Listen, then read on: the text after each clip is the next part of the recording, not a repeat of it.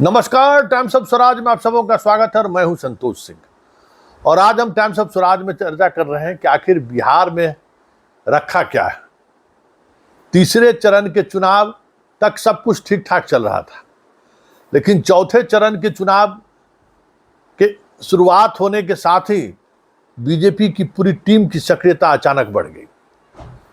चुनाव के ठीक एक दिन पहले प्रधानमंत्री खुद पहुंच गए पटना, रात्रि विश्राम किया और कल होकर तीन सभाएं की, पटना में रोड शो किया और आज अमित शाह आ रहे हैं, पटना में रात्रि विश्राम करेंगे, कल वो 2 सभा को संबोधित करेंगे।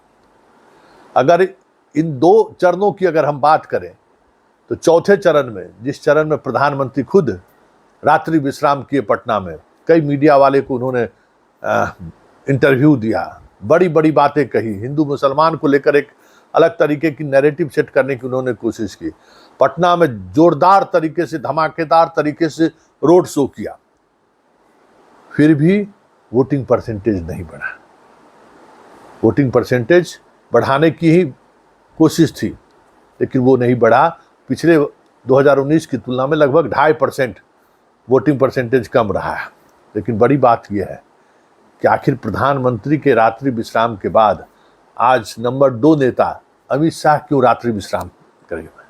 क्योंकि दोनों फेज की अगर बात करें तो 6 सीटें, 10 में 6 सीटें ऐसी हैं जहां बीजेपी के सांसद भी हैं और बीजेपी चुनाव भी लड़ रही है।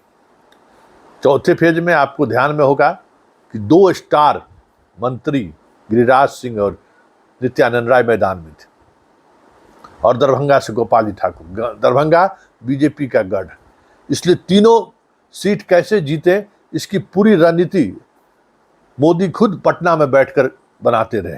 क्या करना है, किस तरीके से करना है। हालांकि इतनी कसमकस वाली चुनाव होगा, हमें लगता है कि नरेंद्र मोदी को इसकी जानकारी जरूर होगी, तब ये इस स्तर पर वो उतर आए। हालांकि उनके रोड शो और सभा का कोई बड़ा फर्क दिखा वोटिंग परसेंटेज में, ऐसी बात तो नहीं हुई, लेकिन कुछ उम्मीदें जगी बीजेपी को। महिला वोटर अधिक से अधिक टर्न डाउन हुआ, महिला वोटर पहुंची, उससे कुछ उम्मीद जरूर जगी है। इसी तरीके से 5वें फेज की अगर हम बात करें तो 3 सीटों 5 जगहों पर चुनाव होना है, जिसमें 3 बीजेपी का है और तीनों बीजेपी का कह सकते हैं कि गढ़ रहा है।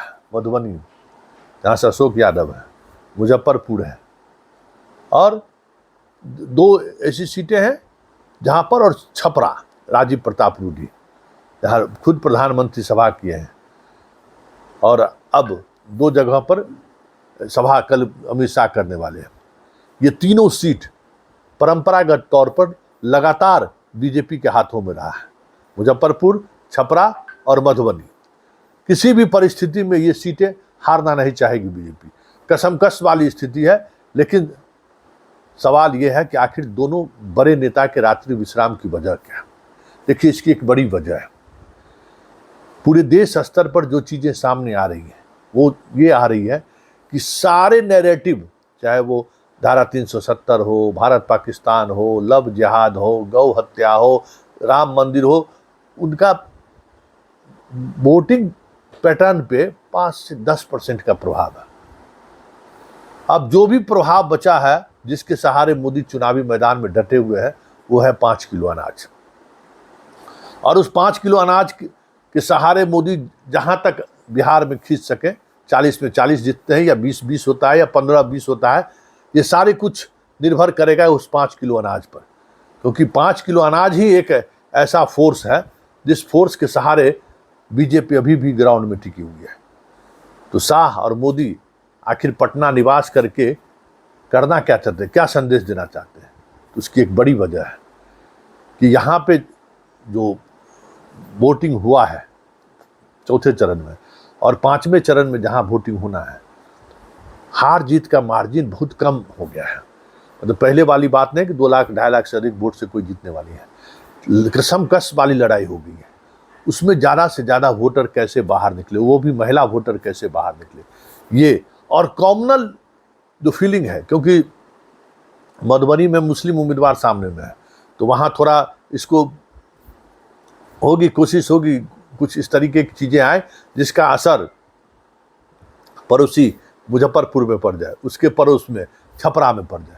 तो ये सारी कोशिश है कि कॉमनली कैसे चार्ज हो जनता, क्योंकि वो जो चार्ज नहीं हो पा रहे हैं, इस वजह से वोट को लेकर जो जोश दिखना चाहिए वो जोश अभी भी नहीं दिख रहा। हालांकि चौथे चरण के चुनाव में शहरी मतदाताओं ने अपने जोश दिखाए हैं। जो भी लोग घर पे थे, 60% से अधिक हर शहर में वोटिंग हुआ है। समस्तीपुर में वोटिंग हुई है 60% से अधिक, दरभंगा में 50 क्रॉस कर दिया। तो ये चीज़ें हुई हैं, लेकिन इन सबसे इतर जो सबसे महत्वपूर्ण बात है, जिन बातों को समझना है कि जहाँ जहाँ बीजेपी के विधायक हैं, जिन 3 सीटों पर जहाँ बीजेपी चुनाव लड़ रही थी, दरभंगा में भी जहाँ एनडीए का विधायक था वहाँ कम वोटिंग हुई है। इसी तरीके से समस्तीपुर में भी जहाँ एनडीए का विधायक है वहाँ कम वोटिंग हुई है। इसी तरीके से आप बेगूसराय और उजियारपुर में भी ले लीजिए कि कम वोटिंग हुई है। यही चिंता की लकीर है और इसी लकीर की वजह से अमित शाह रात्रि विश्राम कर रहे हैं और अब देखना यह है इसका कितना असर चुनाव पर पड़ता है।